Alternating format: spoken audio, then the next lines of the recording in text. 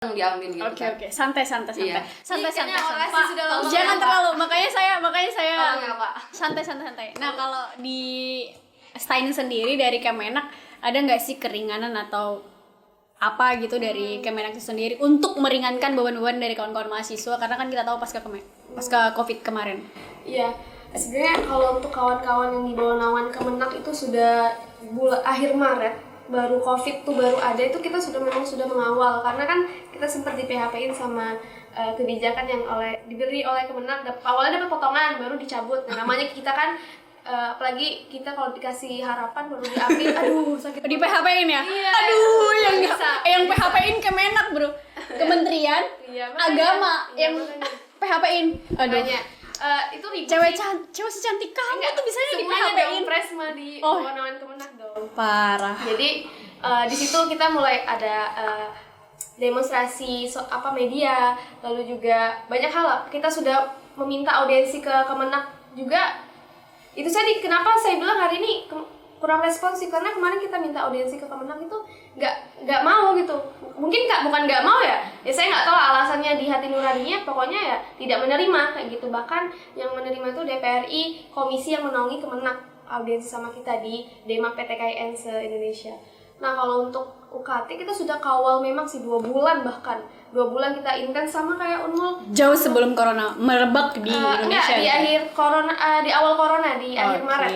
Terus kita sudah mulai melakukan audiensi, bagaimana nih Pak, apalagi pas habis PHP itu mulai lagi semangatnya berkobar kan. Jadi kita lakukan audiensi intens sama pihak lembaga IAIN, dan hal-hal ada yang kita lakukan, aksi demonstrasi media juga. Dan terakhir yang kemarin tuh pada tanggal berapa ya? Saya lupa sih. 2 minggu yang lalu kayaknya kita melakukan aksi sih di kampus dengan menerapkan protokol kesehatan. Aksi dengan membawa fakta integritas, kita minta kebijakan, karena yang selalu diberi itu hanya penenangan. Kita kalau kita tuh cewek nggak suka dikasih harus dikasih kepastian gitu loh ya, kayak nggak bisa gitu kan. Jadi Jangan baper dong, jangan baper. enggak. Kita tuh hanya penenangan itu nggak bisa lah. Iya, kita nggak bisa. Akhirnya kita aksi. Sebenarnya kita juga aksi tuh, siapa sih mahasiswa yang mau aksi ya Kak? Capek, uang keluar, uang mahasiswa kan capek juga. Tapi karena memang ini udah harus kita bawa nih aspirasinya, keresahannya apa. Jadi kita bawa fakta integritas, udah ditandatangani, dan alhamdulillah sekarang sudah mulai mengkawal data. Besok terakhir mengkawal data siapa aja yang terdampak COVID baik. Oh, baru sampai data itu ya? Iya, data, nanti baru melihat sisi stabilitas keuangan lembaga, baru kita tentukan potongannya berapa. Cuman opsi dari kawan-kawan organisasi mahasiswa kampus IAIN Samarinda itu 500.000 potongannya. Seperti itu. Oh, langsung ditargetkan? Iya, langsung ditarget. Karena kita beda grade kan. Ada grade 1, grade 2. Iya, sama kayak golongan UKT juga. Iya, benar kan. Kayak gitu ya. Jadi langsung 500.000 itu opsi kawan-kawan, tapi melihat aspek stabilitas kampus juga. Jadi datanya dulu yang terdampak baik dari segi kesehatan juga dari segi ekonomi juga. Kita lebih ke ekonomi sih ya, kasihan banget. Oke. Sektor ekonomi. Berarti nanti setelah ada datanya baru nanti kita bisa lihat tahu potensinya sampai di mana diturunkan bantuan itu. Berkaca pada instansi pendidikan yang di mana tempat kawan-kawan belajar itu, kita tahu bersama kan ada banyak banget masalah yang terjadi. Ya seperti tadi yang disampaikan oleh Risma dan Ima ya. Terus kira-kira dari masalah-masalah itu apa-apa saja sih yang bisa kita perbaiki ke depan, atau untuk kawan-kawan sarankan kepada pemangku kebijakan dalam menyongsong new normal, pendidikan dalam era new normal baru gitu. Kira-kira apa saja, masalah-masalah apa aja sih yang dapat kita perbaiki gitu? Apa saja nih kira-kira teman-teman yang dapat menyongsong itu? Permasalahan yang penting ya, yang sangat penting sekali gitu. Permasalahan Sambil minum teh. Iya, boleh. Kalau permasalahan itu yang perlu diperhatikan itu tadi sih, yang sebenarnya yang saya ingin sampaikan itu yang pertama tadi sih, terkait administrasi yang stagnan, terlalu mengikat. Terus kedua juga gimana hari ini setiap instansi kan, kalau para menteri itu pasti sudah memberikan kebijakan ya, cuman gimana implementasinya di setiap instansi. Nah, bagaimana SOP perkuliahan contohnya, bagaimana sih hari ini pendidik maupun peserta didik mendapatkan manfaatnya juga. Karena kita ketahui bersama lah kekurangan dari kuliah daring, mungkin sekolah daring tadi kan disampaikan juga sama Risma. Kalau saya sih lebih ke SOP-nya atau peraturannya yang benar-benar jangan sampai, kan banyak banget nih kemarin keluhan dosennya nggak ngajar atau dosennya cuma kasih tugas. Itu banyak banget sih yang sampaikan ke saya. Jadi penting banget sih SOP, bahkan kalau ada dosen maupun peserta didik yang nggak ngikutin SOP tersebut diberi sanksi. Contohnya kalau kita nggak ngerjakan tugas nggak lulus ya. Nah, gimana sih sanksi untuk dosen misalnya? Oh, jadi sebenarnya adalah aturan dari kedua belah pihak antara mahasiswa dengan pihak pendidikan, yaitu dosen sendiri yang mengirim dosen. Itu harus jelas juga aturannya, MOU yang dibangun atau SOP-nya gitu ya. Bener sih, kalau saya itu sih, kalau itu udah ada, ya insya Allah akan berjalan sih kuliah secara maksimal ya, walaupun ada sisi negatif. Emang selama ini ada ya? Masih banyak yang begitu? Banyak banget dosen yang begitu? Bahkan ngubah jadwal. Itu Ya kakaknya. kan ya? Terus apa lagi? Iya, Apalagi? apalagi banyak sih sebenarnya. Oke. Contohnya kayak aplikasi yang Zoom tuh kan agak susah ya. 30 menit menghabiskan 1 GB. Itu Oke. berapa belinya? Ya, berarti tingkat kemampuan dari mahasiswa itu sendiri sebenarnya belum bisa memanfaatkan yang namanya aplikasi Zoom itu Fasilitas sendiri. juga sih Kak penting. Oke, oh berarti itu ya. Jadi masalah-masalah itu yang harusnya diperbaiki oleh pihak lembaga pendidikan itu sendiri ya. Nah, kalau dari Risma itu sendiri gimana? Ya, mungkin kalau dari saya ya. Hal apa yang dapat kita perbaiki untuk menyongsong pasca corona, new normal baru? Ya. Mungkin ini ya, koordinasi kita juga antar elemen mungkin juga sangat penting diperbaiki. Mungkin saat ini kebijakan itu menjadi salah satu hal yang paling penting. Kemudian dari alur kebijakan dan juga pengambilan kebijakan itu sangat penting. Jangan sampai ketika kebijakan itu diambil, kemudian ternyata masih ada miss gitu. Jadi kebingungan di kalangan yang paling terpenting adalah kalangan kebijakan yang diambil oleh kalangan akademisi atau birokrasi, kemudian membingungkan mahasiswa gitu ya. Kemudian juga kebijakan yang diambil oleh pemerintah, kemudian membingungkan masyarakat. Nah, sebenarnya hal-hal seperti ini yang perlu diperbaiki gitu. Ya it's okay kalau pemerintah atau kalangan birokrasi mau mengambil kebijakan, ya it's okay gitu. Tapi tolong dong alurnya ini diperjelas dan seperti apa gitu. Jangan sampai nanti di pertengahan jalan kemudian ya sama seperti terjadi pada saat ini gitu ya. Kebingungan pada mahasiswa yang kemudian luntang-lantung gitu ya. Yang nggak tahu harus seperti apa lagi gitu ya. Oh, jadi sebenarnya bisa dikatakan pihak pendidikan atau lembaga pendidikan itu instansinya itu atau institusinya itu benar-benar kelabakan juga ya. Iya, kebingungan. Diskoordinasi. Iya. Jadi berarti itu yang bisa itu yang harusnya diperbaiki ya. Siap. Dengan aplikasi mall-nya bagaimana? Nah, untuk Berjalan aplikasi juga karena kebetulan saya juga ngambil skripsi kan ya, jadi saya juga konsulnya juga belum maksimal di via Zoom atau di via MOS gitu. Jadi kalau mendengar kabar dari teman-teman, rata-rata teman-teman berkeluh gitu ya. Karena dengan Zoom yang menghabiskan banyak kuota, kemudian di MOS juga yang kebanyakan hanya sekedar memberikan tugas gitu. Akhirnya teman-teman itu disibukkan dengan tugas gitu. Jadi hari-hari, setiap hari mungkin nugas terus sampai teman-teman, kalau ada teman-teman adik-adik tingkat saya sampai sakit gitu ya, karena harus menyelesaikan semalam itu harus bergadang menyelesaikan 2-3 tugas yang diberikan dosen gitu. Oke, sampai di situ dulu ya. Kita mau lepas dari SKB yang udah ditandatangani oleh para menteri. Kira-kira agenda apa sih yang mendesak untuk kita lakukan untuk mempersiapkan, atau dari diri kita sendiri atau dari pendidikannya, agenda apa sih yang perlu kita siapkan untuk memasuki dari new normal baru ini? Kalau agenda mungkin dari setiap instansi ya, Perlu melakukan edukasi apa? sih, edukasi terkait penanganan COVID-19 di setiap instansi sih perlu menurut saya. Kayak misalnya, ini kan kalau di Samarinda udah zona apa ya? Samarinda zona merah. Masih zona merah ya. Mungkin ada beberapa instansi yang sudah dapat zona hijau. Mungkin di SKB itu udah rinci sih menurut saya, udah merinci banget ada zona hijau gimana, zona merah dan lain sebagainya. Oke. Ya lebih mengedukasi kepada masyarakat juga khususnya tentang penanganan COVID nih sebagaimana tuh. Jadi sosialisasi atau bisa juga dari lembaga pendidikan dari kemahasiswaan ataupun bersama-sama ya kolaboratif antara pemerintah, bahwa untuk sosialisasi penyadaran kepada masyarakat di mana tuh yang udah zona-zona merah, zona hijau. Kalau yang zona hijau mungkin udah bisa tetap yang lain. Nah, kalau dari dari Risma sendiri, agenda apa nih yang sangat mendesak dalam yang harus kita lakukan untuk new normal baru?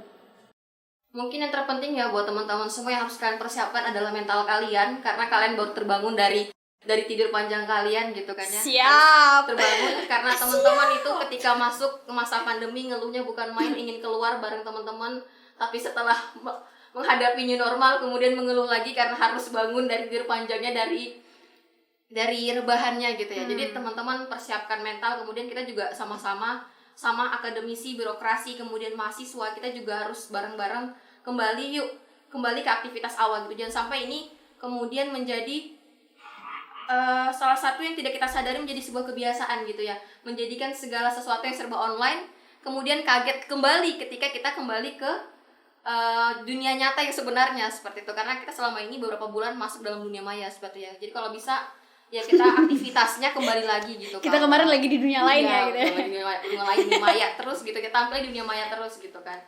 Bahkan ketika kita ketemu apa rektor juga di dunia maya seperti itu. Nah, jadi mungkin kedepannya ya aktivitas apa yang bisa kita lakukan ya semua aktivitas kalau bisa kembali normal gitu ya. Apalagi sekarang pemilu, kalau bisa segera kita melaksanakan pemilu, ya kok nyangkut ke sana gitu.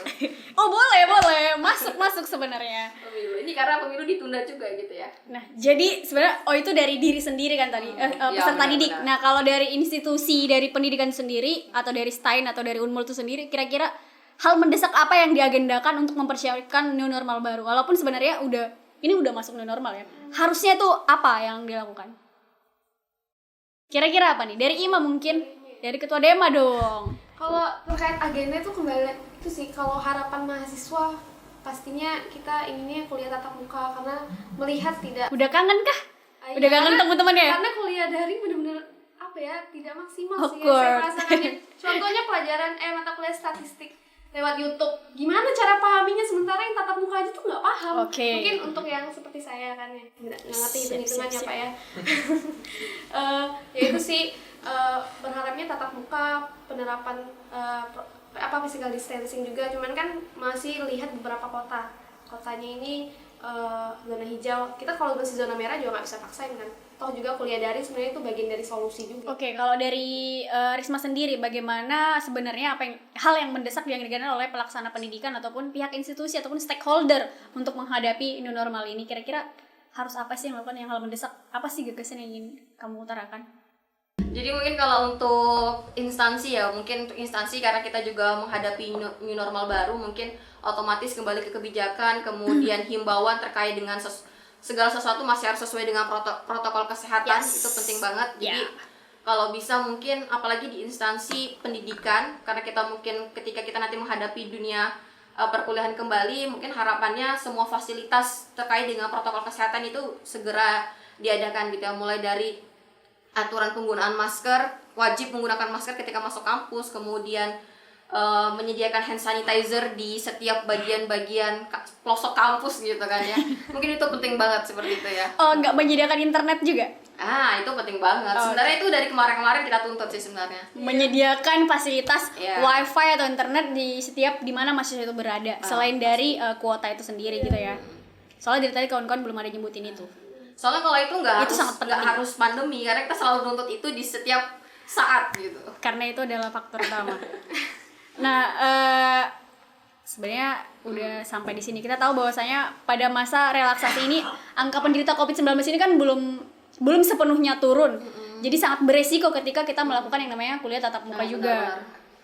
Nah, namun pendidikan ini kan berbasis online juga ya. Tadi seperti Ima bilang, ketika dia berbasis online, kualitas dari pengajar ataupun peserta didik itu akan menurun juga ya. Ketika dalam menyerap yang namanya pelajaran akan sangat menurun. Nah, oleh karena itu banyak banget faktor-faktor keberhasilan ataupun penurunan dari kelemahan sektor pendidikan itu sendiri di masa COVID-19, yaitu kualitas pendidikan. Apa sih harapan kawan-kawan setelah nanti pasca new normal baru untuk dari Unmul sendiri, kira-kira apa harapan kamu? Harapannya kita semua dari kalangan, mulai dari birokrasi sampai dengan akademisi dan juga teman-teman mahasiswa, harapannya kita semuanya siap ya untuk menghadapi new normal gitu.